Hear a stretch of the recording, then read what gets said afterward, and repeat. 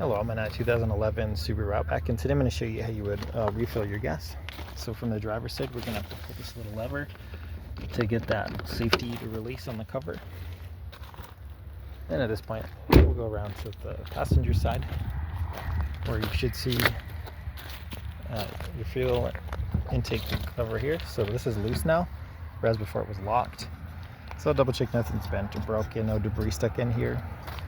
But at this point, you just unscrew, and then if you're at the gas pump or with your gas can, just stick in and fill as normal with the best gas for your particular model. Probably like a regular unleaded though. I'd use something like 87.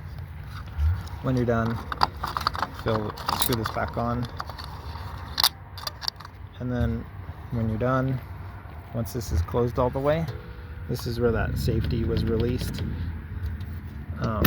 It's now locked in place again, so we'd have to go back to the driver's side to release it. But I hope this is helpful. You have a wonderful day.